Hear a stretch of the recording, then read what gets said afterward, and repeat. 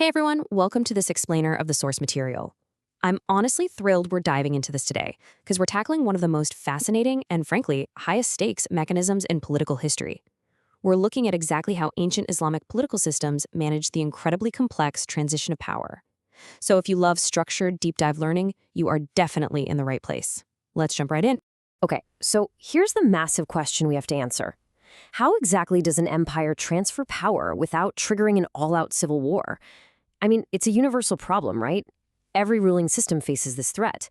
If it's handled poorly, the vacuum left by a leader's death can lead to absolute chaos.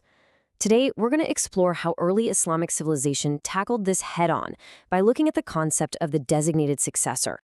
So here is our roadmap for today. 1. The dilemma of succession. 2. Defining Wali Al Ahd. 3. Two models of succession. 4. The theological consensus. And 5. A modern blueprint. That is over 1,400 years of political theory decoded, so let's get right into it. Section 1. The dilemma of succession. This famous prophecy from the Messenger of Allah brilliantly illustrates the crux of a major historical shift. It warned that the caliphate would only last for 30 years before becoming mulk, or a monarchy. And historically speaking, that happened exactly on schedule.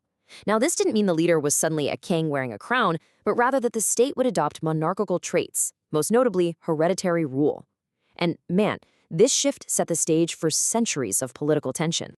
Section 2. Defining Wali Al Ahd. Let's quickly lock down two vital definitions. Wali Al Ahd translates to the heir apparent, or the designated successor. Meanwhile, Istikhlāf is the actual process of a caliph choosing that successor. Now, these terms aren't just historical trinia, They are fundamentally about the mechanics of designation. It's literally about how one ruler passes the baton to the next. What's really crucial to note here is that the concept of a Wali Al Ahd actually predates Islam by centuries. It was used by Roman, Persian, and earlier Arab monarchies. For example, historical texts detail how Queen Bilqis of Sheba used a binding covenant to secure her own transition of power. Oh, and as a quick aside, you might notice throughout this explainer that we intentionally avoid showing any portraits or drawings of people. Instead, we're sticking to icons, text, and data.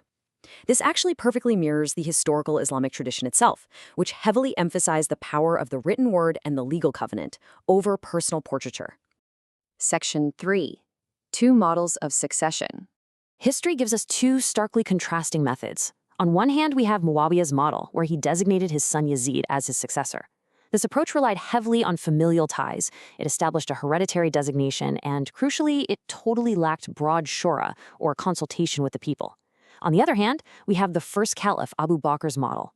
His approach was completely rooted in meritocracy and intense consultation with senior advisors, and inherently it required the people's bay'ah, their explicit pledge of allegiance. But it's really important to understand that becoming a Wali Al Ahd in a classical era wasn't just some overnight appointment. It was a seriously rigorous process. A classical successor was heavily groomed. First, they got a top-tier general education. Then they were tested by serving as a provincial governor. After that, they took on massive logistical and spiritual leadership by serving as the Amir of Hajj, and they proved their strategic capability by actually commanding military campaigns. The goal was to ensure the successor was undeniably capable of ruling. No free rides. So why was there so much historical friction? Well, the sources clearly showed that the Sahaba, the companions of the Prophet, opposed Muawiyah designating his son Yazid, not because the act of designating a successor was forbidden. The opposition was entirely because that specific designation abandoned shura and meritocracy in favor of blatant nepotism.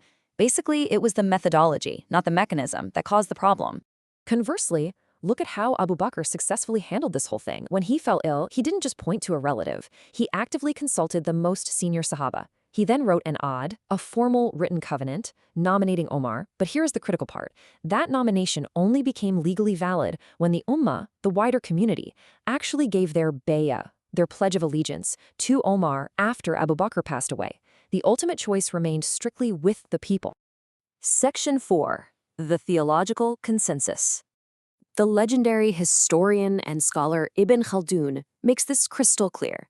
He states, the appointment of a successor is recognized as part of the religious law through the consensus of the Ummah. So the scholarly consensus is pretty rock solid here. Appointing a successor is a completely legally valid and recognized process in Islamic jurisprudence. This builds perfectly with another foundational scholar, Al-Mawardi. He wrote that leadership comes into being in two ways, either by the election of the representatives of the people or by the delegation of the previous imam. Both of these pathways are recognized as fully legitimate frameworks for establishing leadership.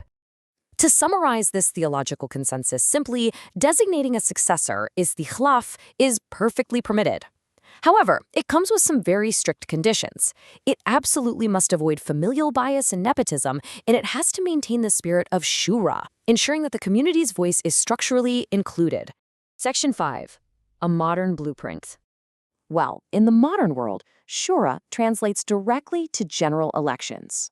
The classical concept of the electoral council, the people who represent the community, is institutionalized today as a Majlis al-Nuwab, or a House of Representatives. This ensures that the people's mandate is captured through a highly structured, modern democratic process. To make this actually work, the source material outlines a proposed 6-year electoral cycle.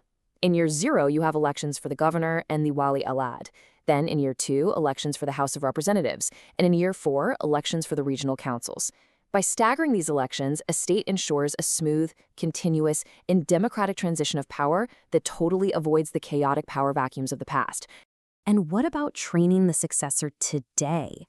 A modern Wali Al Ahd wouldn't just sit around and wait. First, they must prove their capability by serving in various state positions. Second, they have to actually win a general election to become the Wali Al Ahd. And third, once elected, they would serve as a deputy caliph, a wazir or prime minister, gaining critical, strategic ruling experience before they ever even get close to taking the top seat. But we absolutely must remember the most vital safeguard. Even with a highly structured modern system, the ummah, the people, remains the ultimate source of authority. Being the Wali Al Ahd is essentially being a caliph in waiting. When the time comes, they still require the explicit bay'ah, that official pledge from the people to formally take power. The mandate always returns to the people. Which leaves us with a fascinating question to end on. How might balancing these ancient traditions of shura with modern electoral systems completely reshape the future of geopolitical transitions? Could applying these historical lessons forge more stable, accountable governments tomorrow? I highly encourage you to think about how these mechanisms of power affect the world we live in right now.